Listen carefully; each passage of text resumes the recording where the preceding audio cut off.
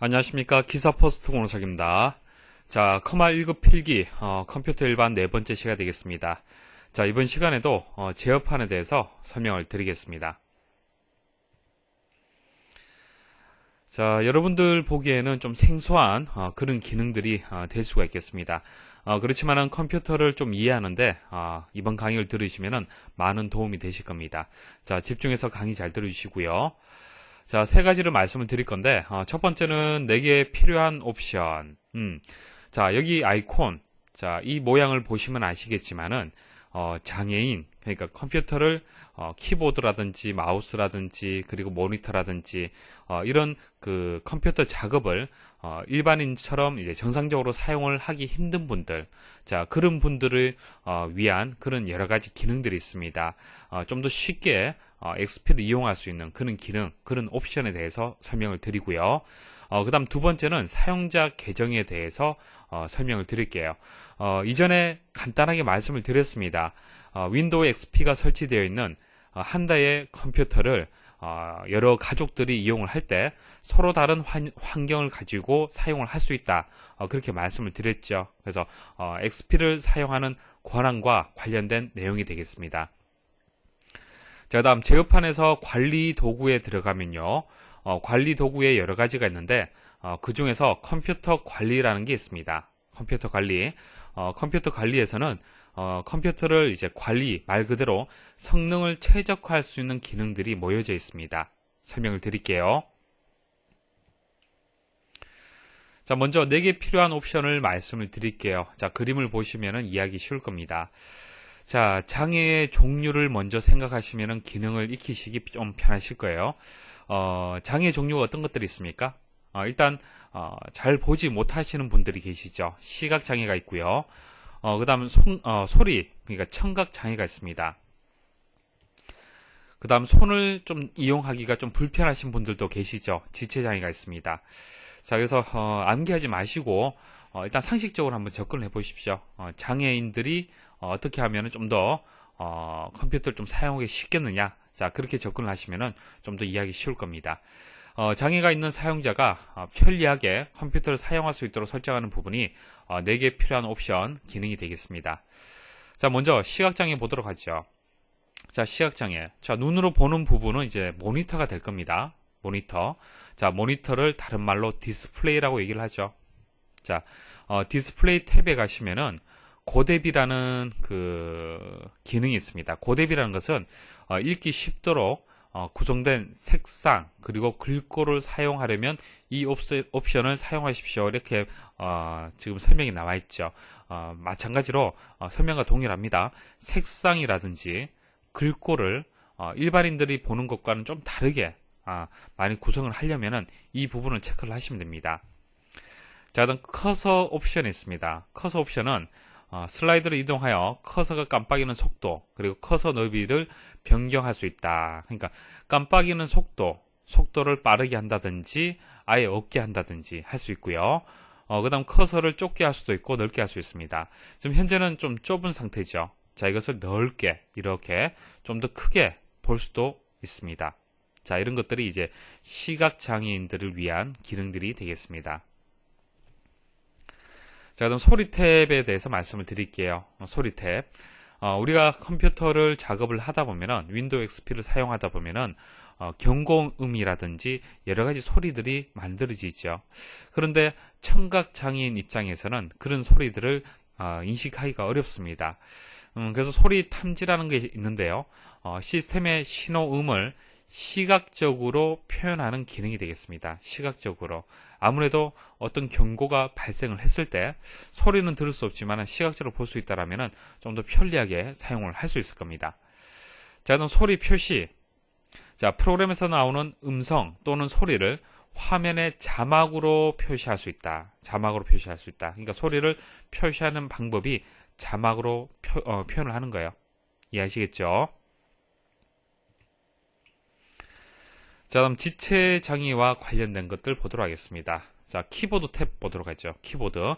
자, 손을 좀 이용하기 힘들다. 그럼 크게 두 가지잖아요. 그죠? 입력할 수 있는 장치가 키보드 아니면은 마우스입니다. 그렇죠. 그리고 키보드 탭과 마우스 탭을 제가 설명을 드릴게요. 자, 키보드 탭에서는 고정키라는 게 있습니다. 고정키. 말 그대로 고정시켜주는 기능인데요. 자, 고정키 기능을 사용하면 두 개의 키를 동시에 누르기 힘든 경우, 보통 우리 컨트롤 C, 컨트롤 V, 자, 이런 기능 많이 이용하잖아요. 그죠? 단축키. 컨트롤 C 하면 복사, 컨트롤 V 하면 붙여넣기. 자, 그런데, 아무래도 손을 이용하기 좀 힘드신 분들, 자, 그런 분들은, 이 키를 동시에 누르는 것도 힘듭니다. 그쵸? 그래서, 고정키 사용이라고, 선택을 하게 되면은, Shift, Ctrl, Alt, 이런 키들을, 한번 누르게 되면 고정이 돼요. 자, 좀 사용하기 편하겠죠? 자, 필터키. 자, 필터키 기능을 사용하면 너무 짧게 누르거나 반복한 키 입력을 자동으로 무시할 수 있다. 그러니까 필터라는 것을 걸러낸다는 뜻이죠. 그래서 반복되는 속도 자체를 조정해 주는 거예요. 그래서 A라는 키를 꾹 눌렀을 때 여러 번 입력되는 것이 아니라 한 번만 입력될 수 있도록, 자, 필터링하는 그런 기능이 되겠습니다.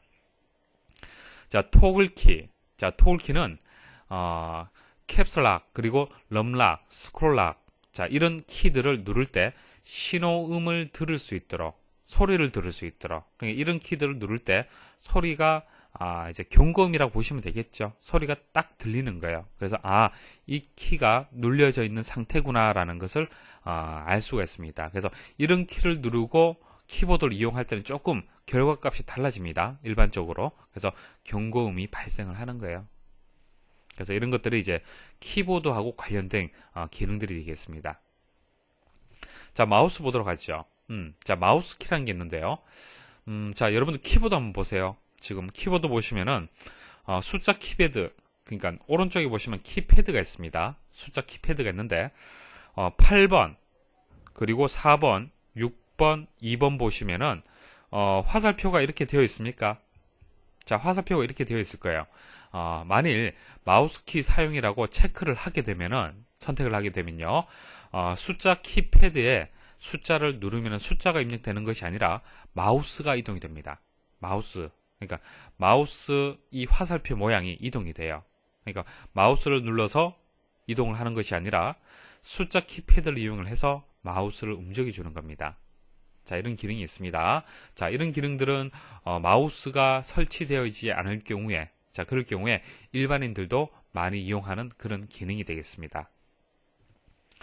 자, 다음 일반 탭에 가시면요. 자, 직렬키 장치라는 게 있어요. 직렬키 장치. 자, 직렬키 장치를 사용하면 키보드와 마우스 이외의 다른 방법으로 액세스할 수 있다. 자, 키보드라든지 마우스는 사실 일반인들이 사용하기 편한 입력 장치입니다. 그렇죠. 그렇다면은 장애인들의 입력할 수 있는 좀 편리한 장치들이 있다라면은 직렬키 장치를 선택을 해서 입력을 할 수 있다는 얘기예요. 자, 그런 설명이 되겠습니다. 자, 키보드와 마우스를 이용하지 않고도 다른 방법으로 액세스할 수 있는, XP를 이용할 수 있는, 그런 선택할 수 있는 기능이 되겠습니다. 자, 이렇게 해서 장애인들이 좀 편리하게 윈도우즈 XP를 이용할 수 있는 기능을 세 가지로 분류를 해서 설명을 드렸습니다. 자, 이렇게 설명을 드리면 여러분 좀 이해하기 쉬우시겠죠? 자, 문제 보도록 하죠. 한글 윈도우즈 XP의 제어판 4개 필요한 옵션에서 설정할 수 있는 기능에 대한 설명으로 옳지 않은 것은, 자, 나머지는 다 설명드렸던 내용이고요. 자, 일반 탭에서 직렬키 있었어요. 자, 직렬키 기능을 사용하면은 키보드의 숫자 키패드로 마우스 포인트를 사용할 수 있다. 이 설명 맞습니까? 틀렸네요. 자, 보시면은 여기 보시면 마우스 탭에 있습니다. 지금 설명하는 것은 마우스 탭에 있는 마우스 키에 대한 설명이죠.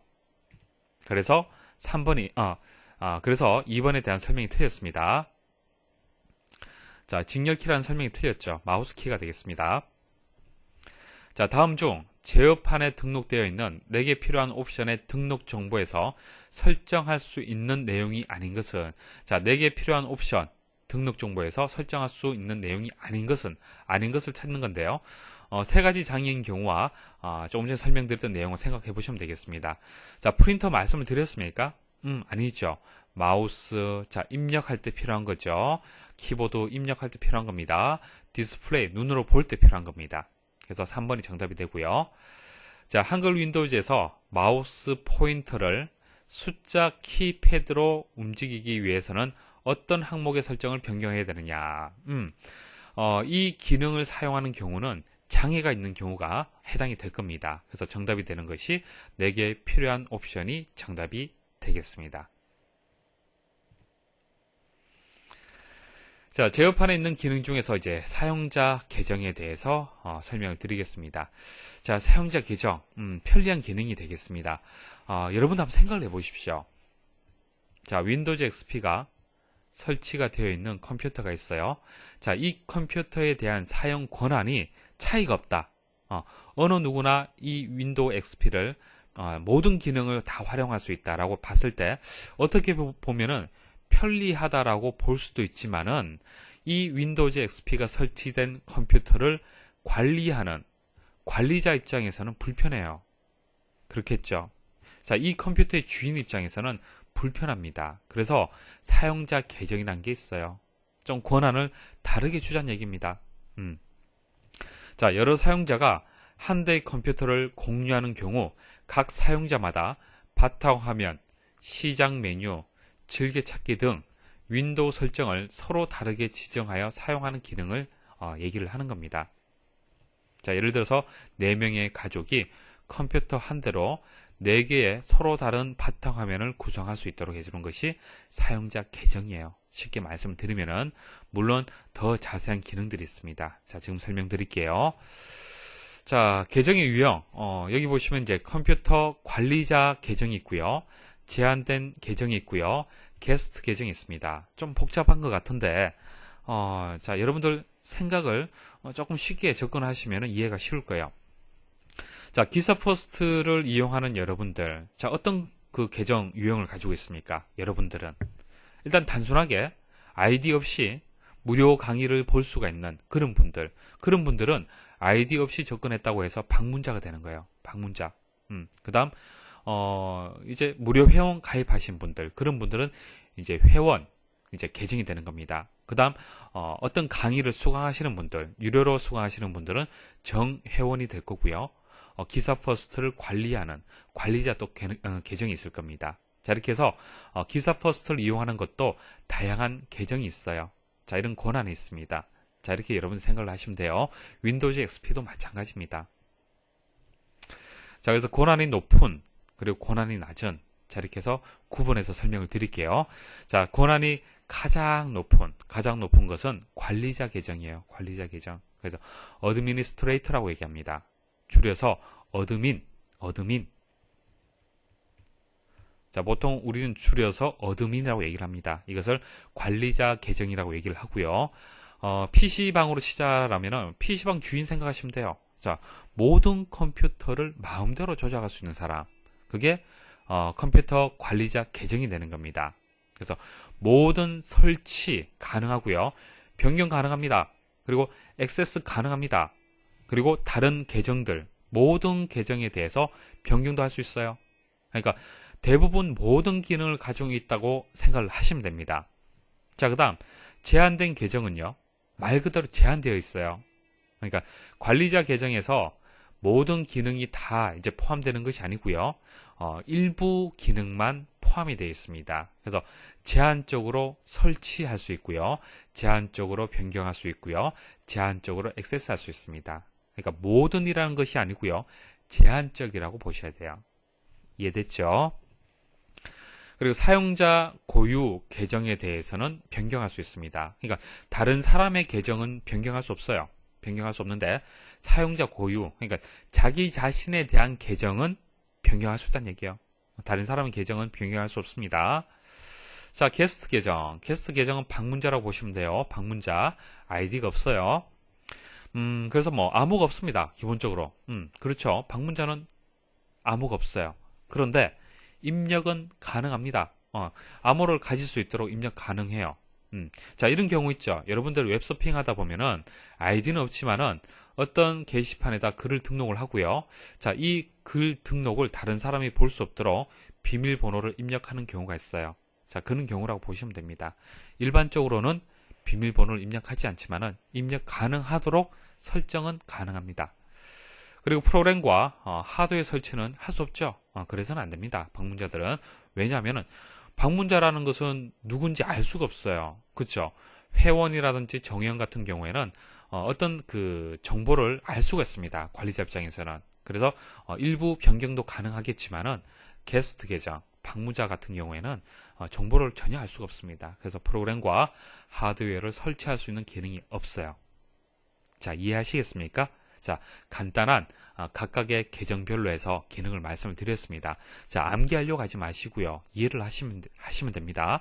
PC방을 예를 들어서 이해를 하시든지 기사 퍼스트를 예를 들어서 이해를 하시든지 그렇게 이해를 하시면은 계정 유형을 이해하기 쉬울 겁니다. 자, 이렇게 사용자 계정이 필요한 이유, 뭐 여러분도 잘 아시겠지만은 시험에 나오는 내용들 정리를 해볼게요. 자, 여러 사람이 컴퓨터를 공유할 경우, 그러니까 한 대 컴퓨터를 여러 사람이 이용한다는 얘기예요. 자, 실수로 설정이 변경될 수 있으므로 사용자 계정을 사용하여 다른 사람이 컴퓨터 설정을 변경할 수 없도록 한다. 자, 이게 가장 중요한 기능이 되겠죠. 중요한 이유가 될 겁니다. 자, 컴퓨터를 공유하는 각 사용자에 대해 윈도우즈를 개인화하여, 자, 기사 퍼스트를 이용하는 사람들, 그 사람들이 기사 퍼스트의 모든 기능을 이용하는 것이 아니라 유료 회원이라면은 내가 등록한 커말 1급, 커말 1급만 볼 수 있는 거죠. 자, 그것을 개인화한다고 얘기를 하는 겁니다. 그러니까 기사 퍼스트의 방대한 정보들을 모든 것을 볼 필요가 없어요. 그죠? 내가 필요한 것들만 보면 되잖아요. 그죠? 그것을 개인화라고 얘기를 합니다. 개인화하여 고유한 계정 이름, 그리고 그림, 그리고 암호를 선택하고, 자, 이름이라든지 암호는 이해를 하겠죠. 이것은 뭐 아이디, 그리고 이거는 패스워드라고 여러분들이 이해할 수 있습니다. 근데 그림은 뭘까요? 그림. 자, 그림은요, 좀 더 쉽게 구분할 수 있도록 여러분들이 로그인 할 때 한번 보셨습니까? 여러분들의 계정을 대표하는 이런 그림들이 있습니다. 자, 이런 그림들을 변경할 수 있어요. 여러분들이 원하는 아이콘으로 바꿀 수가 있습니다. 자, 그때의 그림을 지금 얘기를 하는 겁니다. 자, 그림 및 암호를 선택하고 개별적으로 적용되는 다른 설정, 뭐 바탕화면이라든지 개인 파일이 있겠죠. 즐겨 찾는 웹사이트, 즐겨찾기 있을 거고요. 최근에 방문한 웹페이지 목록, 이런 것들은 다 다를 겁니다. 그렇죠? 이런 것들을 여러분들이 선택을 할 수 있습니다. 자, 계정별 권한을 좀 더 상세하게 말씀을 드릴게요. 자, 조금 전에 설명드렸던 내용들은 좀 이해하기 쉽도록 중요한 것들만 제가 정리를 해드린 거예요. 자, 한 번에 모든 것들을 설명드리면은 큰 그림을 잡기가 힘듭니다. 그래서 이제 가장 핵심이 되는 내용들, 이해하는데 도움이 되는 내용들만 말씀드린 거고요. 실제 시험에 나오는 내용들 한번 보도록 하겠습니다. 자, 컴퓨터 관리자 계정. 자, 모든 기능을 가지고 있다고 보시면 돼요.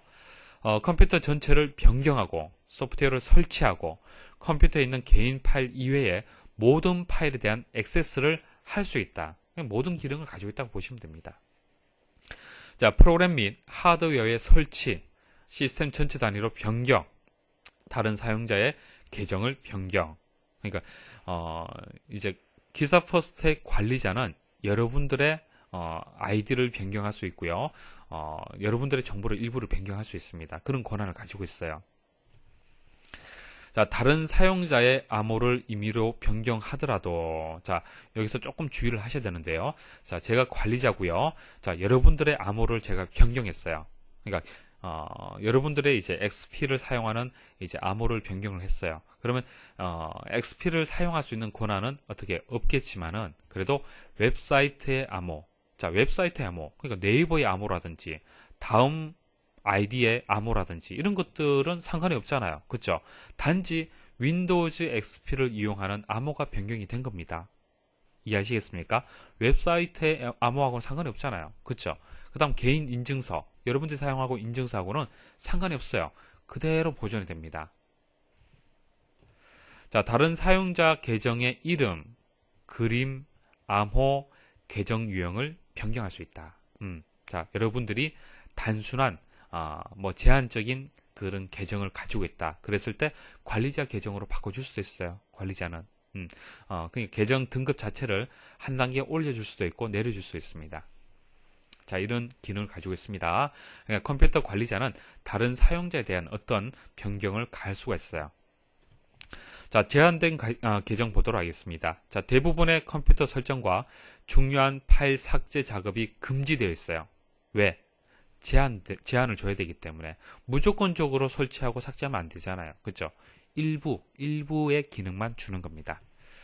자, 사용자 고유의 이름, 그림 변경은, 암호는 변경 가능합니다. 그러니까 자기 이름이라든지 암호라든지 그림 이런 것들은 변경할 수 있어요. 자기 자신의. 자, 설치된 프로그램 액세스, 그러니까 실행은 가능해요. 실행은 물론 제한을 줄 수는 있습니다. 자, 게스트 계정. 자, 컴퓨터에 사용자 계정이 없는 사용자, 그러니까 계정 자체가 없습니다. 방문자라고 보시면 됩니다. 자, 소프트웨어나 하드웨어를 설치할 수 없죠. 당연한 얘기입니다. 자, 사용자 계정에 대한 설명 좀 드리겠습니다. 자, 시험에 나오는 내용들이고요. 여러분들이 일단 계정에 대한 개념 이해를 하셨다라면은 쭉 읽고 지나가셔도 될 겁니다. 보세요. 사용자 계정 메뉴를 이용하여, 그러니까 제어판에 보시면 사용자 계정 메뉴가 있죠. 자, 사용자 계정 메뉴를 이용하여 계정의 변경과 새 계정 만들기가 가능하다. 당연하죠. 자, 관리자 입장에서 보시면은 계정을 변경할 수도 있고요. 새로운 계정을 또 추가로 만들 수가 있어요. 뭐 A라는 계정을 추가로 만들 수가 있습니다. 그래서 계정 변경, 새 계정 만들기 이런 기능들이 XP에서 지원을 하고 있습니다. 사용자 로그온, 로그오프 옵션을 이용하여 새로운 시작 화면 사용과 빠른 사용자 전환 사용 방법을 선택할 수 있다. 자, 여기 보시면은 사용자 로그온 또는 로그오프 방법을 변경할 수 있다. 그러니까 로그온 하는 방식과 로그오프 하는 방식을 변경할 수 있다는 얘기예요. 자, 자세한 내용은 여기 나와 있습니다. 자, 새로운 시작 화면을 사용할 수 있다. 그러니까 로그온 할 때를 지금 얘기를 하는 거죠. 로그온 할 때 사용자별로 해서 새로운 시작 화면을 사용을 할 수 있다는 얘기고요. 그리고 빠른 사용자 전환을 사용할 수 있다. 자, 보통 우리가 로그오프라는 개념 한번 생각을 해보세요. 로그오프. 자, A라는 계정을 이용을 했어요. 자, 기사 퍼스트에서 A라는 계정을 이용을 했습니다. 그래서 로그오프를 했어요. 그러면은 그 다음에 다시 B라는 아이디로 해서 로그인을 해야겠죠. 자, 이게 일반적인 로그오프의 정상적인 방식입니다. 자, 그런데 윈도우즈 XP에서는 로그오프를 하게 되면은 빠른 사용자 전환 사용을 하게 되면은 바로 이런 창이 나옵니다. 자, 이런 창이 나와서 사용자 전환이라는 버튼이 나와요. 사용자 전환. 그래서 사용자 전환 버튼을 누르게 되면 바로 A에서 B로 이동을 할 수 있습니다. 편리하겠죠. 그러니까 A에서 로그오프하고 다시 B를 로그인 하는 것이 아니라 A에서 B로 바로 이동을 할 수 있습니다. 자, 그 설명을 얘기를 하는 거고요. 자, 변경할 사용자 계정을 실행하여 사용자를 전환할 수 있다. 금방 말씀드린 겁니다. 그러니까 사용자 전환을 클릭하게 되면 A, B, C, D 해서 다양한 계정들이 있을 겁니다. 거기서 내가 원하는 것을 선택할 수 있어요. 자, 그래서 제가 다시 설명을 드리면은, 자, 여러분들 조금 혼란 느낄 수도 있는데요. 컴퓨터 관리자 계정이 하나만 있는 게 아닙니다. 여러 개 있을 수 있습니다. 만들 수 있어요. 그리고 제한된 계정 자체가 하나만 있는 것이 아니고요. 여러 개 만들 수 있습니다. 왜 그래요? 윈도우즈 XP를 이용하는 것이 꼭 관리자 계정 1명, 제한된 계정 1명, 게스트 계정 이렇게 있는 것이 아니고요. 관리자 계정 여러 명, 제한된 계정 여러 명 이렇게 있습니다. 여러분들이 뭐 카페 같은 것을 관리를 해보시면은 권한에 대한 개념 잘 아실 겁니다. 그래서 운영자가 1명 있는 것이 아니고요. 운영자의 권한을 여러 사람한테 줄 수 있잖아요. 그렇죠? 자, 사용자 계정 이름에 암호를 할당하면 사용자 지정 설정, 컴퓨터 프로그램, 시스템 리소스가 보다 안전하다. 자, 암호의 특징을 생각하시면 돼요. 암호. 자, 암호를 왜 입력하는 겁니까? 암호를 왜 입력하는 거죠? 사용자를 구분하기 위해서. 그죠? 그리고 컴퓨터 프로그램이라든지 시스템의 리소스, 자원들을 좀 더 안전적으로 사용하기 위해서 그래요. 만일 암호가 없다. 여러분들 컴퓨터에 XP에 암호가 없다라고 생각을 해보십시오. 해킹 가능성이 있습니다. 왜? 접속만 하면, 네트워크로 접속하면 여러분들 컴퓨터를 마음대로 이용할 수 있어요. 좀비 PC로 만들 수 있습니다. 좀비 PC. 그래서 여러분들이 사용하지 않지만은 누군가 여러분들의 컴퓨터를 사용할 수 있어요. 그래서 암호는 꼭 설정을 하실 필요가 있습니다. 자, 부팅 시 암호를 직접 입력하거나, 자, 이게 가장 일반적인 방법이죠. 부팅할 때는 암호를 직접 입력하거나 혹은 암호 없이, 입력 없이 바로 부팅하는 것도 가능합니다. 설정하기 나름이에요. 자, 사용자 계정, 암기보다도 이해를 하셔야 됩니다. 늘 말씀을 드리지만은 암기하려고 생각하지 마시고 일단 이해를 하십시오. 이해를 하고 그리고 암기할 거리들은 암기를 하시면요. 이런 암기할 거리들이 좀 더 이해하기 쉬워요. 암기가 오래 남습니다. 아시겠습니까? 암기보다도 이해를 기본 바탕으로 일단 두셔야 됩니다. 자, 윈도우즈 XP의 제어판에서 사용자 계정에 대한 설명으로 옳지 않은 것은, 자, 사용자 계정은 크게 관리자 계정과 사용자 계정으로 구분한다. 마치 맞는 것 같지만은, 사용자 계정 맞지만은 제한된 계정으로 구분이 되는 겁니다. 크게 구분할 때는 관리자 계정과 제한된 계정, 이렇게 두 가지로 구분이 돼요. 그래서 사용자 계정의 설명이 틀렸네요. 다음 중 한글 윈도우즈 XP에서 사용자 계정의 암호를 만드는 과정을 순서대로 나열한 것은, 자, 상식적으로 생각하십시오. 상식적으로. 자, 사용자 계정의 암호를 어떻게 설정하면 될까요? 자, 순서, 제어판에서 사용자 계정까지는 일단 가야겠죠. 당연하잖아요. 그렇죠? 사실 이 문제는 여기까지만 아셔도 답은 2번이라고 선택할 수 있을 겁니다.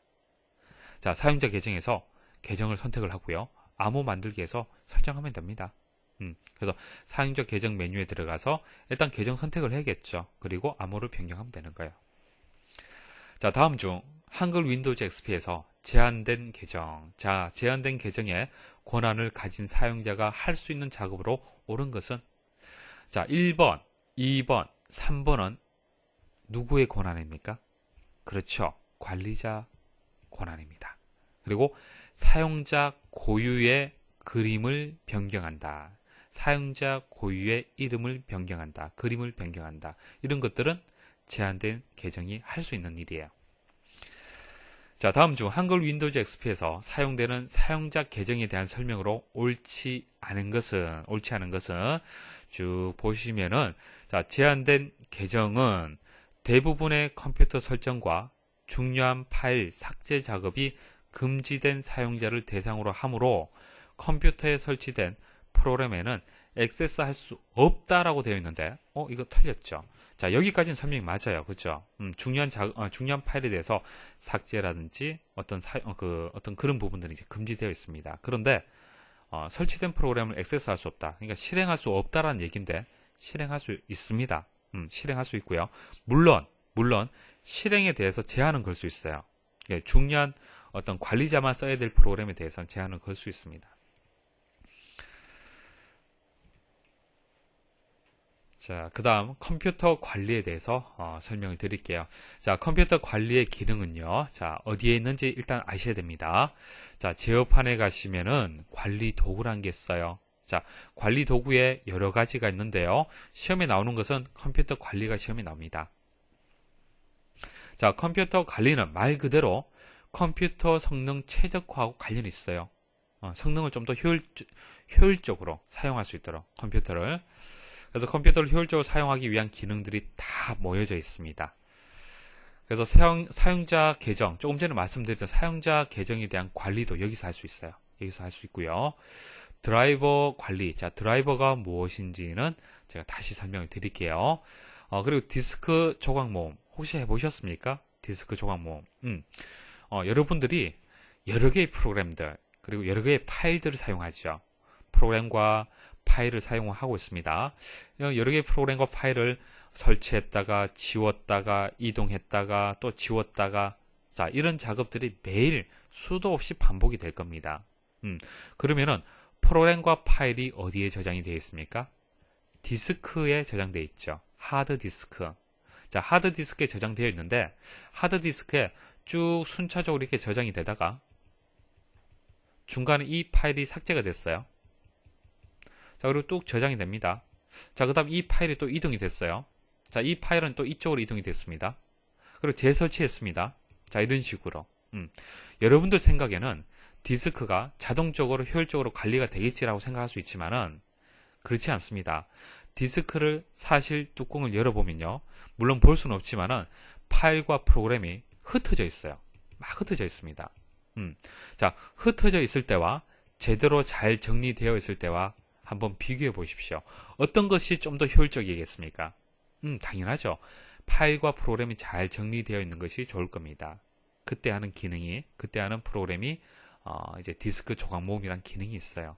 그래서 디스크 조각 모음을 하게 되면 잘 정리되는 상태로 만들 수가 있습니다. 그래서 컴퓨터의 성능을 최적화할 수가 있겠죠. 자, 컴퓨터 관리에 보시면은, 자, 컴퓨터 관리에도 지금 탐색기처럼 여러 가지 기능들이 있습니다. 여러 가지 기능들이 있는데요.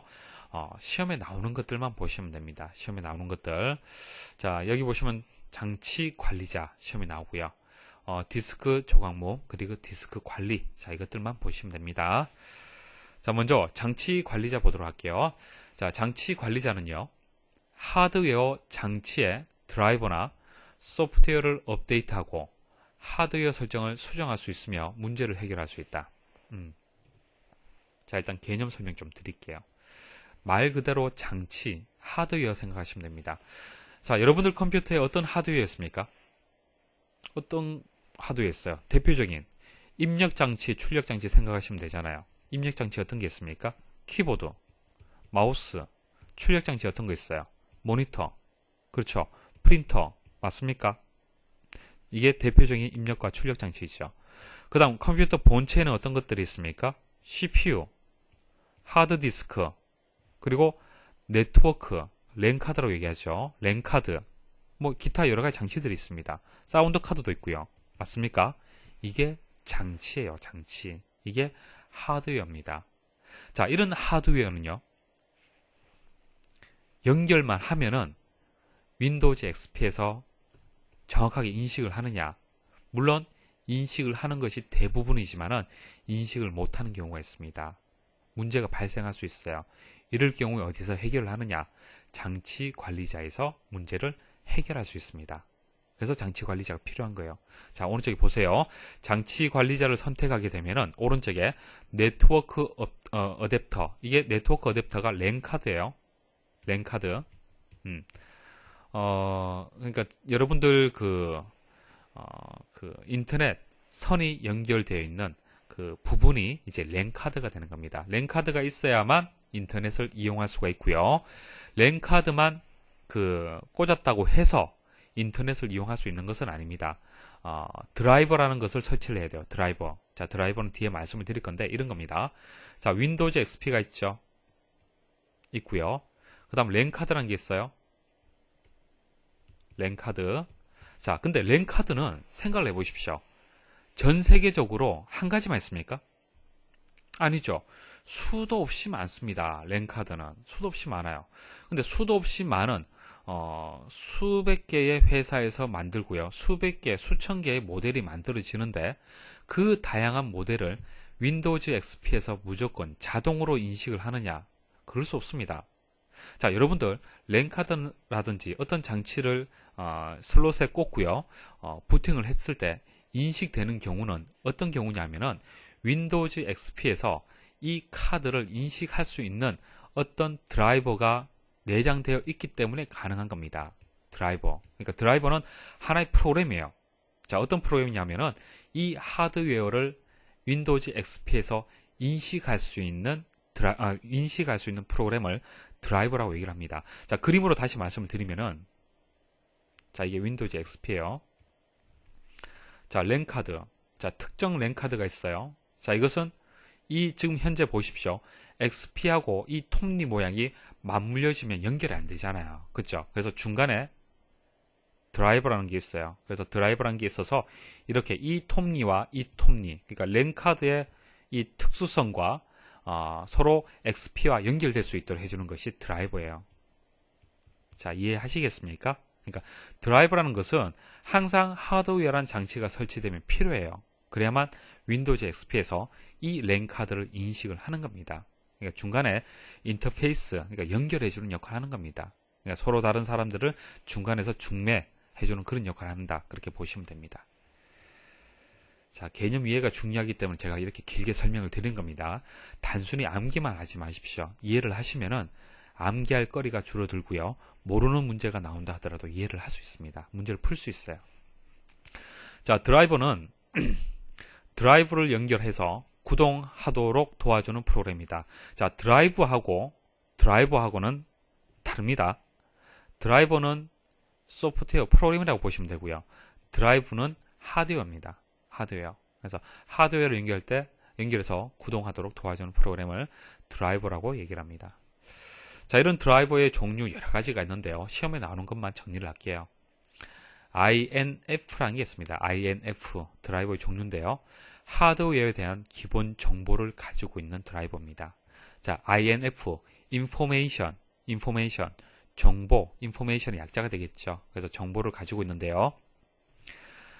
그 하드웨어의 제조사라든지 제품의 이름이라든지 사용하고 있는 칩셋, 모르셔도 관계없습니다. 드라이버 제조 연월일, 모니터의 최대 수직 주파수나 해상도 모뎀에 사용하는 포트, 그러니까 이런 것들 자세한 건 모르셔도 되고요. 정보를 가지고 있다라고 보시면 됩니다. VXD, 자, VXD, 자, 이것은 버추얼의 약자입니다. 버추얼, 가상장치 드라이버예요. 가상장치 드라이버. 자, 이전 강의에서 제가 프린터 설명 드릴 때 어떤 특수한 어떤 그 기술에 대해서 말씀드린 적이 있어요. 스플링 기억나십니까? 스플링이 어떤 역할을 하는 겁니까? 자, CPU가 작업을 할 때 한 가지 작업밖에 못 하는데 프린트에 연결되어서 출력을 할 때 프린터는 속도가 떨어져요. 그렇죠? 한 장, 두 장, 세 장, 네 장 이렇게 출력을 하는 그런 장치입니다. 그럼 이 속도에 맞춰서 CPU가 계속 대기할 수는 없잖아요. 그죠? CPU는 고가의 장치이기 때문에 바쁘게 움직여줘야 됩니다. 여러 가지 일들을 해야 돼요. 그래서 어떤 기술을 이용을 합니까? 스플링이라는 기술을 이용하죠. 그래서 하드디스크에다가 쭉 그냥 프린트 해버리죠. 프린트. 자, 이때 스플링이 가상장치가 되는 거예요. 가상장치. 실제 존재하지 않지만은, 여러분들 하드디스크 내에 프린터가 없잖아요. 그쵸? 실제 존재하지 않지만은, 가상으로 존재하는 드라이버를 VXD라고 합니다. 이해하시겠죠? 자, 드라이버의 업데이트 후에 시스템이 불안정하면은 드라이버 롤백 기능을 이용해서 이전 드라이버로 되돌릴 수 있다. 자, 무슨 얘기냐면은 드라이버의 버전이 있습니다. 버전 1.0, 1.2, 1.3 이런 식으로 버전이 있어요. 그러니까 여러 가지 현재 1.0 버전에서 개선해서 1.2, 1.3, 1.4 이런 식으로 나오는 건데요. 그런데 여러분들이 생각할 때는 최신 드라이버를 설치하면 무조건 좋을 것 같죠. 그렇지는 않습니다. 여러분들이 사용하는 모델에 따라서 달라져요. 여러분들이 사용하는 하드웨어의 모델에 따라서 달라지는데요. 그래서 여러분들이 실수로 최신 버전으로 드라이버를 업데이트를 했다. 자, 업데이트는 어디서 하느냐? 자, 제어판에 관리 도구에 컴퓨터 관리에 가시면은 장치 관리자가 있죠. 자, 장치 관리자에서 여러 가지 장치들이 있습니다. 그 장치에서 하나를 선택을 하십시오. 하나를 선택을 하고요. 거기서 오른쪽 클릭을 하게 되면 속성이 나와요. 속성에 보시면은 이런 여러 가지 탭들이 나오는데요. 그 중에서 드라이버 탭이 있습니다. 자, 드라이버 탭에 가시면은 드라이버에 대한 정보, 업데이트, 롤백, 제거라는 기능을 수행을 할 수가 있는데요. 여기서 드라이버 업데이트를 할 수 있어요. 자, 업데이트를 할 수가 있는데요. 업데이트를 하고 제대로 장치가 인식이 안 되는 경우가 있어요. 정확하게 장치가 제대로 작동이 안 되는 경우가 있습니다. 그럴 때는 어떻게 하느냐? 드라이버 롤백으로 원래 이전의 버전으로 바꿔줄 수가 있습니다. 상당히 중요한 기능이 되겠죠. 그래서 업데이트 후에 시스템이 불안정하면은 제대로 인식을 못하면은 드라이버 롤백 기능을 이용을 해서 이전 드라이버로 되돌릴 수 있다는 얘기입니다. 자, 됐죠? 자, 그 다음, 자, 장치 관리자에 대해서 설명을 드렸고요. 자, 그 다음, 저장소라는 게 있는데요. 자, 저장소에 보시면은 디스크 조각 모음, 디스크 관리라는 게 있습니다. 여기서 중요한 것은 디스크 관리인데요. 일단 디스크 조각 모음 말씀드릴게요. 자, 개념은 조금 전에 다 말씀드렸습니다. 자, 디스크를 분석하고 조각난 파일과 폴더를 찾아서 통합하는 거예요. 서로 연결해 주는 겁니다. 자, 그렇게 연결되었을 때는 자, 생각을 해보세요. 여기 파일 하나 있고, 여기 있고, 여기 있고, 여기 있고. 그러면 이거 하나 읽고, 이동, 읽고, 이동, 읽고, 이렇게. 자, 이렇게 했을 때와 서로 이어져 있을 때와 어떤 차이점이 있겠습니까? 어떤 차이점이 있을까요? 속도죠, 속도. 접근하는 속도가 향상이 돼요. 자, 그 다음 디스크 관리에 보시면요. 자, 디스크 관리를 선택하면은 상당히 복잡한 화면이 오른쪽에 만들어집니다. 만들어지는데요. 자, 이해를 하시면 됩니다. 이해를 하시면 돼요. 자, 보통 일반적으로 하드 디스크는 한 개 있습니다. 하드 디스크. 물리적으로 존재하는 것이 한 개 있죠. 물론 여러 개 설치할 수 있습니다. 그런데 여러분들 컴퓨터에는 대부분 하드디스크가 하나가 있을 겁니다. 자, 하나가 있는데 그 하나를 통으로 이용합니까? 자, 통으로 이용한다는 얘기는 C 드라이브만 만들어서 이용을 합니까? 그렇지 않죠. 자, 여기 보시면은 보통 최소한 2개로 만들 거예요. 이렇게 C, D. 그래서 D는 보통 데이터를 보통 저장할 수 있도록 이용을 할 겁니다. 왜 이렇게 2개로 해서 이렇게 나누는 겁니까? 왜 그러는 거죠? C 같은 경우에는 윈도우즈 XP가 설치되어 있죠. 근데 윈도우즈 XP 같은 경우에는 문제가 발생할 수 있습니다. 문제가 발생을 해서 포맷이라는 작업을 할 수 있어요. 포맷이라는 작업은 완전히 지워버리는 겁니다. 완전히 지워버리는 거예요. 그냥 데이터 자체를 완전히 날려버리는 거죠. 그리고 다시 윈도우즈 XP를 설치를 해서 문제를 해결하는 경우가 있습니다. 자, 그래서 C 드라이브 자체는 좀 불안정해요. 문제가 발생할 수 있다는 얘기입니다. 그래서 중요한 파일들은 다른 곳에다가 저장하기 위해서 이렇게 나누는 거죠. 맞습니까? 자, 이것을 파티션이라고 얘기합니다. 파티션. 자, 다르게 또 설명드려 볼게요. 파티션은 용어는 여러분들 들어보셨을 건데요. 자, 여러분들 식당을 운영하는 주인이라고 보십시오. 식당 이거 하나를 통으로 이용한다. 통으로 사용한다. 효율적이지 않을 겁니다. 그러니까 무슨 얘기냐면은, 자, 이것을 테이블을 쭉 깔고요. 이런 식으로 이용하면 효율적이겠습니까? 자리 배치하고. 이런 식으로. 이건 비효율적이에요. 효율적으로 관리하려면은 이것을 파티션, 방으로 나누는 거예요. 큰 방, 작은 방 이렇게 나누는 거죠. 그래서 방 크기에 맞도록 손님을 안내를 하게 되면은 좀 더 가게가 운영이 잘 되겠죠. 자, 이것처럼 마찬가지입니다. 이때 우리는 파티션 친다고 하죠. 파티션 치는 겁니다. 그래서 공간을 만들어 주는 것을 이제 파티션이라고 얘기를 하는데요. 컴퓨터에서도 마찬가지요. 동일한 개념입니다. 그래서 하나의 물리적인 공간을 나누는 것을 파티션이라고 얘기합니다. 그래서 이것은 C, 이거는 D, E, F 이런 식으로 나눌 수가 있겠죠. 그래서 여기는 중요한 파일들만 모아두고 여기는 게임, 여기는 음악만 모아두겠다. 이런 식으로 나눌 수가 있습니다. 자, 이게 파티션의 개념이고요. 그 다음 여기 보시면 볼륨이라고 나오는데요. 볼륨. 보통 드라이브라고 보시면 됩니다. C 드라이브, D 드라이브. 아시겠습니까? 볼륨이나 드라이브나 같은 뜻입니다. 그리고 파일 시스템은 뒤에 다시 말씀을 드릴 겁니다. 뭐 NTFS 둘 다 NTFS 파일 시스템으로 지금 그렇게 설정을 했습니다. 그 다음 용량이 나와 있고요. 남은 용량의 비율 이런 것들을 볼 수가 있습니다. 자, 그리고 디스크를 보시면 C 드라이브가 있는데요. 그 다음 D 드라이브가 있죠. D 드라이브가 있는데요. 파티션이 종류가 이렇게 나오는데요. 주 파티션에서 색깔 보시면은 이 색깔을 지금 얘기를 하는 건데, 주 파티션은 부팅되는 파티션, 부팅. 쉽게 말씀드리면 윈도우 XP가 설치되어 있는 파티션, 그것을 주 파티션이라고 얘기합니다. 주 파티션. 그 다음 나머지 C, 그 다음에 D, E, F 이런 것들은 확장 파티션이에요. 확장 파티션.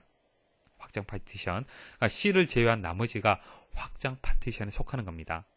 자, 그 다음 확장 파티션이 이렇게 있으면은 이 안에 C, D, E 이런 식으로 여러 개를 D, E, F 이렇게 해서 여러 개를 만들 수가 있습니다. 그때 이 각각들을 무엇이라고 얘기하냐면 논리 파티션이라고 얘기합니다. 논리 파티션. 이해하시겠습니까? 좀 복잡하죠. 그래서 주 파티션과 크게 이제 구분을 하자라면 주 파티션과 확장 파티션으로 구분할 수가 있고요. 확장 파티션은 여러 개의 논리 드라이브를 만들 수가 있습니다.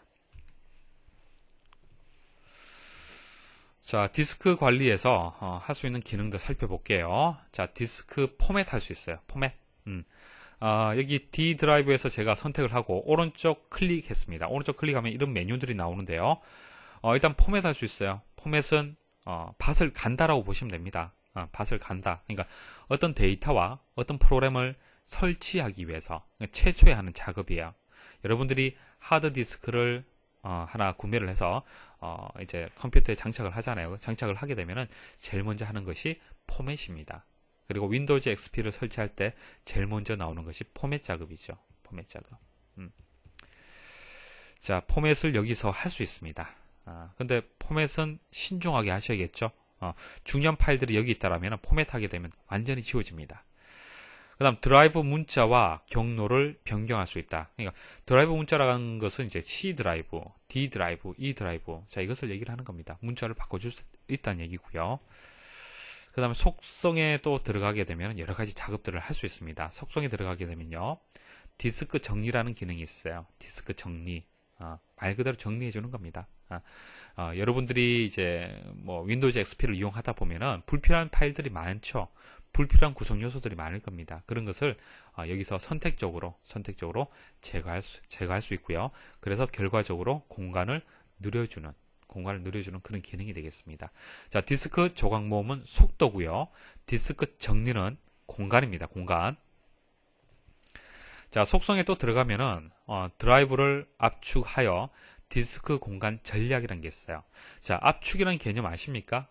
R집 알죠? R집 프로그램. R집은 어떤 역할을 하는 거예요? 예를 들어 4기가의 용량을 뭐 3기가로 줄여줄 수도 있죠. 줄이게 되면 어떤 효과가 있어요? 공간 전략 효과가 있잖아요. 그쵸? 그래서 이것은 공간의 개념이 되는 거지 속도하고는 관계가 없어요. 속도하고는 관계없죠. 공간을 좀 더 효율적으로 관리하는 겁니다. 그냥 전략하는 거예요. 자, 조금 전에 말씀드렸던 파티션의 개념 이해하시겠죠? 식당 예를 들어 생각을 하시면 됩니다. 실제 물리적으로 존재하는 큰 이제 식당이 하나 있다라면 이것을 좀 이제 구분을 하는 거예요. 이런 식으로 나누는 겁니다. 자, 정의를 보시면요.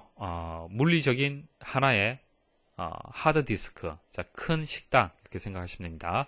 물리적인 하나의 하드디스크를 용량에 따라서 여러 개의 논리적인 하드디스크 드라이브로 분할하는 것이다. 자, 논리적인 디스크로 분할하는 것이다. 이게 파티션의 정의가 되겠습니다. 자, 파티션 설정 후에 포맷을 해서 사용을 해야 됩니다. 말씀드렸죠. 하드디스크를 설치하게 되면 파티션을 먼저 나누고요. 각각의 파티션을 먼저 포맷을 해야만 사용을 할 수 있습니다. 각 파티션 영역마다 다른 운영체제를 설치할 수 있습니다. 가능합니다. C, D, E 이렇게 있잖아요. 그죠? 자, 여기는 뭐 윈도우즈 XP, 여기는 뭐 비스타 이런 식으로 설치할 수 있습니다. 뭐 설치할 수 없다라고 하면 틀린 거예요. 자, 컴퓨터 관리 창에서 파티션 작업을 수행할 수 있다. 뭐 이렇게 시험에 나온 적이 있는데 뭐 당연한 얘기죠. 지금 여러분들이 무엇을 설명을 듣는지 잘 아셔야 돼요. 자, 컴퓨터 관리에 대한 기능을 지금 설명을 드리고 있습니다. 그래서 컴퓨터 관리해 보시면은 자, 파티션도 조금 전에 말씀드렸다시피 바로 여기서 파티션을 나눌 수가 있습니다. 자, 하나의 파티션에는 한 가지의 파일 시스템만 사용할 수 있다. 조금 전에 제가 그냥 넘어갔었죠. 그 NTFS라는 파일 시스템. 여기도 NTFS라는 파일 시스템을 가지고 있습니다. 하나만 가지고 있어요. 하나만 가지고 있을 수 있습니다. 파일 시스템은. 자, 파일 시스템 밑에서 다시 설명을 드릴 겁니다. 자, 파티션은 주 파티션, 그러니까 기본 파티션이 되고요. 그리고 확장 파티션이 있다. 이렇게 구분이 된다. 다 말씀드렸습니다. 그래서 시험에 이런 지문들이 나오면은 맞다, 틀리다라는 것을 구분을 할 수가 있어야 돼요. 자, 파일 시스템 말씀을 드릴게요. 파일 시스템. 자, 우리 예전에 윈도우즈 95, 자, 윈도우 95 사용을 해보셨습니까? 뭐 거의 사용은 못 해보셨을 거예요. 예전에 그 도스라는 그 운영체제가 있었습니다. 도스는 지금처럼 마우스를 이용하는 개념이 아니고요. 키보드로 해서 명령어를 입력해서 사용하는 그런 이제 운영체제였어요. 근데 이것이 발전하고 해서 윈도우즈 95라는 게 나왔고요. 그 다음에 98이 나왔고, 그 다음, 뭐, 윈도우즈 2000, 뭐, 윈도우즈 NT, 뭐, 다양한 운영체제가 나오고, 그리고 윈도우즈 XP가 나왔습니다. 자, 이렇게 해서 이제 그 운영체제가 좀 더 이제 계속 개선이 됐다는 얘기예요. 그죠? 기능이 좋아졌습니다. 기능이 좋아짐으로써, 파일 시스템이라는 것은, 어떤 그 공간에, 하드디스크 공간에다가 데이터를 저장하는 방식이라든지 읽어드리는 방식을 얘기를 하는 겁니다. 자세한 건 모르셔도 되고요. 그게 차이점이 있습니다. 예전에는 팻이라는 파일 시스템이 있었어요. 그 다음 팻32, 그 다음에 NTFS. 보통 여러분들의 컴퓨터에는 보통 NTFS로 되어 있을 거예요. 자, NTFS가 가장 우수합니다. 모든 점에서 우수해요. 모든 점에서 보안이라든지 안전성이라든지 압축이라든지 저장 용량이라든지 속도, 그러니까 대부분의 모든 기능이 다 좋다라고 보시면 됩니다. 그래서 NTFS를 보통 다 사용을 하고 있어요. 지금은 물론 윈도우즈 XP에서 팻32로 할 수 있습니다. 파일 시스템을 가질 수 있습니다. 그렇지만은 이런 기능을 가질 수가 없어요. 그래버리면은 이해하시겠죠? 그래서 팻과 팻32 NTFS를 NTFS 입장에서 여러분들이 공부를 하셔야 됩니다. NTFS가 이제 시험에 나와요. 비교해서 아셔야 되는데 먼저 팻 먼저 보도록 하죠. 자, 플로피 디스크 보셨습니까? 잘 못 보셨죠? 뭐 이런 식으로 되어 있는데요. 좀 큽니다. 손바닥만 해요. 혹은 손바닥보다 작은 것도 좀 있고요. 그래서 이런 것은 용량이 조금 다른데요. 뭐 1메가, 2메가, 뭐 3메가 이런 식으로 있습니다. 그래서 보통 이제 1, 2메가라고 보시면 됩니다. 그래서 그런 이제 그런 용량부터 해서 이제 4기가까지 최대 4기가까지 파티션 볼륨 크기를 잡아줄 수가 있어요. 자, 무슨 뜻입니까 이게? 자, 보세요. 여러분들이 가지고 있는 것이 20기가짜리 하드디스크예요. 물리적으로 존재하는 것이. 자, 그러면은 팻으로 하게 되면은 최대 사이즈가 4기가요. 그럼 어떻게 됩니까? 5기가짜리 파티션 만들 수 있습니까? 못 만들어요. 왜? 최대 4기가니까. 그러면 결과적으로 어떻게 되는 거예요? 4기가 해서 4기가짜리 5개 만들어야 돼요. 불편하겠죠. 예전의 방식이고요. 예전에는 사실 4기가만 되어도 뭐 운영체제에서 다 설치하고 프로그램 설치 가능했었습니다. 그래서 예전에는 최대 4기가 이제 하나의 그 파티션의 크기가 그랬었습니다. 그 다음 파일 하나의 크기가 2기가예요. 2기가 파일 한 개의 크기가 더 이상 클 수가 없었습니다. 인식을 못했었어요. 그 다음 팻32 같은 경우에는 512 메가바이트부터 해서 2테라바이트까지 2테라바이트. 우리 저 용량의 단위 말씀을 드렸죠.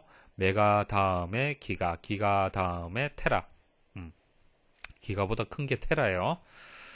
그래서 뭐 이런 뭐 용량을 가진다. 뭐 이런 것들은 뭐 서로 비교해서 여러분들 기억할 수밖에 없고요. 최대 4기가까지. 여기는 2기가인데 여기는 4기가까지. 제가 조금 전에 설명 잘못 드렸네요. 그죠? 2기가. 만약 20기가라면은 10개 파티션 나눠야 됩니다. 여기 4기가고요. 2기가, 4기가 그렇게 구분을 하시면 되겠습니다. 자, NTFS는 거의 뭐 한계가 없는데요. 2테라보다 큰 볼륨도 가능해요. 2테라보다 더 크게 파티션을 잡아줄 수도 있습니다. 그리고 이제 플로피 디스크에서는 사용할 수 없어요. NTFS라는 자체가 하드디스크를 기준해서 그렇게 설정할 수 있는 겁니다. 그래서 플로피 디스크는 잘 못 보셨겠지만은 그냥 그 플로피 디스크 드라이버가 있는데요. 넣었다 뺐다 넣었다 뺐다 하는 겁니다. 그러니까 하드 디스크는 본체 내부에 내장되어 있지만은 플로피 디스크라는 것은 외장형이에요. 넣었다가 필요하면 넣고 필요 없으면 컴퓨터에서 빼고 이런 개념인데요. 플로피 디스크는 예전에 사용을 했고요. 지금 사용하지는 않습니다. 여기서는 사용할 수 없다라고 기억을 하시면 됩니다. 자, 파일 크기는 볼륨 크기에 의해서만 제한된다. 그러니까 볼륨 크기하고 관련 있는 겁니다. 한계가 물론 있지만 한계가 없다라고 보시면 돼요. 자, 그래서 이게 뭐 용량이라든지 이게 어떤 차이가 있는지 제가 단적인 예를 하나 들면 여러분 충분히 이해를 하실 거예요. 자, 하드디스크를 팻32로 여러분들이 파일 시스템을 만들었어요. 팻32. 그럼 최대 용량이 얼마예요? 파일 하나의 크기가 4기가잖아요. 그쵸? 근데 요즘 여러분들이 다루는 영화 같은 파일 같은 경우에는 용량이 큽니다. 그쵸? 8기가짜리 있을 수 있잖아요. 그쵸? 그래서 여러분들이 어디 가서 USB에다가 8기가짜리를 담아왔어요. 담아오고요. 이것을 하드디스크로 이동을 하려고 하면은 이동이 되겠습니까? 안 되겠습니까? 안 돼요. 인식 못합니다. 뭐 공간 부족하다 이런 메시지 나와요. 하드디스크에 충분한 공간, 뭐 100기가가 있다 하더라도 담지 못합니다. 인식을 못해요. 최대 파일 하나의 사이즈가 정해졌기 때문에 그렇습니다. 자, 그리고 또 하나 말씀드리면 팻32나 팻에서는 NTFS에 접근할 수가 없습니다.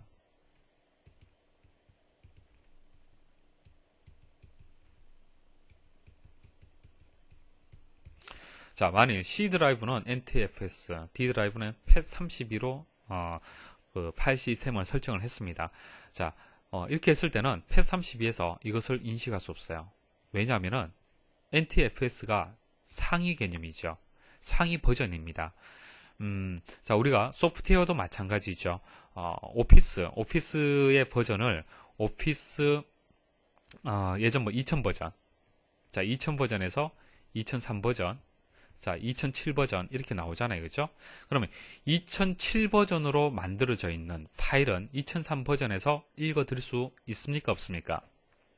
읽어드릴 수 없어요. 왜냐하면 2007 버전은 2003 버전의 어떤 그 기술하고는 다릅니다. 그러니까 구성 자체가 달라요. 그렇기 때문에 2007 같은 경우에는 2003을 읽어드릴 수 있지만, 볼 수 있지만 2003 입장에서는 상위 버전을 읽어드릴 수 없습니다.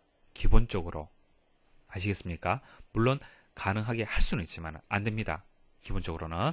자, 그 개념을 생각을 하시면 됩니다. 그래서 NTFS에 접근하지 못하기 때문에 다중 부팅, 자, 다중 부팅 개념 또 설명을 드릴게요. 자, 지금은 다중 부팅을 하는 경우는 없습니다. 예전에 윈도우 98 그리고 윈도우 2000에 있었어요. 윈도우 98은 98은 문제점이 좀 많았었습니다. 그렇지만 윈도우 98을 좀 가볍다라고 보통 얘기를 하는데 실행 속도가 좀 빨랐어요. 윈도우 98 같은 경우에는. 그다음 윈도우 2000 같은 경우는 안정성이 높습니다. 안정성. 그러니까 윈도우 98 같은 경우 예전에 블루 스크린 혹시 들어보셨습니까? 오류가 많이 발생해요. 다운이 많이 됩니다. 98 같은 경우에는. 그러니까 사용하기는 쉬운데 문제점이 많아요. 근데 상대적으로 2000 같은 경우에는 안정성이 높아요. 그래서 보통 컴퓨터 내부에 조금 컴퓨터를 사용한다는 분들은 C 드라이브, D 드라이브에다가 이렇게 운영체제를 2개 설치를 했습니다. 2개. 자, 이것을 다중이라고 얘기해요. 다중. 멀티. 그러니까 부팅 자체를 이렇게 부팅, 98로 부팅할 수도 있고요. 2000으로 부팅할 수 있어요. 그래서 다중 부팅, 멀티 부팅 그렇게 얘기를 합니다. 자, 그런데 여기서 다중 부팅을 하려면은 파일 시스템이 동일해야 돼요. 그러니까 여기 팻32, 이것도 팻32가 되어야만 다중 부팅이 가능하다는 얘기입니다. 왜? 호환성 때문에 그래요. 그렇죠? 그러니까 파일 시스템이 달라버리면은 접근하지 못하기 때문에 다중 부팅도 안 되고요. 데이터 호환이 안 됩니다. 자, 그렇게 기억을 하시면 돼요. 자, 기출문제 보도록 하겠습니다. 자, 다음 주 한글 윈도우즈 XP에서 제어판 관리 도구에 있는 컴퓨터 관리의 대화 상자를 이용하여 수행할 수 있는 작업으로 옳지 않은 것은, 자, 작업 관리자를 이용하여 시스템 끄기나 다시 시작을 수행할 수 있다. 작업 관리자 뭐죠? 작업 관리자는 컨트롤, 알트, 딜리트 키를 동시에 눌렀을 때 창이 하나 뜨죠. 창이 하나 뜨면서 프로그램을 닫을 수도 있고요. 프로세스를 닫을 수도 있고요. 시스템을 끄거나 다시 시작할 수 있습니다. 근데 이 기능 자체가 컴퓨터 관리에 있습니까? 없죠. 그래서 2번이 정답이 되고요. 다음 중 윈도우즈 XP에서 사용되는 드라이버에 대한 설명으로 옳지 않은 것은 드라이브하고 다릅니다. 이거는 소프트웨어적인 개념이에요. 프로그램. 자, 윈도우즈에서는 관리 도구를 사용하여 하드웨어 장치의 드라이버를 업데이트하고 하드웨어 설정을 변경할 수 있다. 자, 이거 맞는 설명인 것 같은데요. 자, 이 드라이버에 대한 그 설정을 어디서 하는 겁니까? 어디서 하는 거죠?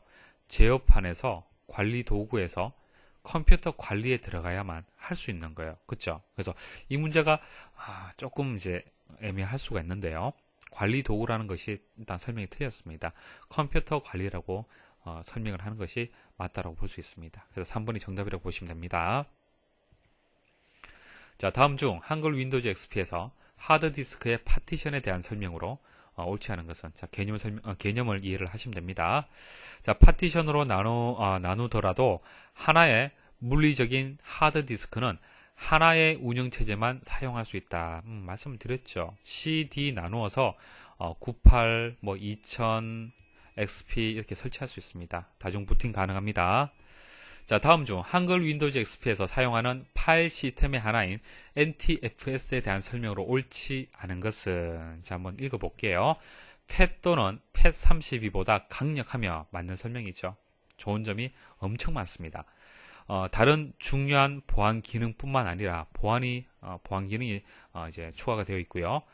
액티브 디렉토리를 호스트하는 데 필요한 기능을 포함하고 있다. 자, 액티브 디렉토리가 무엇인지 아실 필요는 없습니다. 아실 필요 없고요.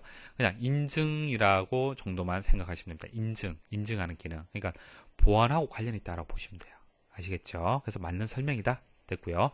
자, 파일 및 폴더에 대한 액세스 제어를 유지하고 제한된 계정을 지원하려면 NTFS를 사용해야 된다.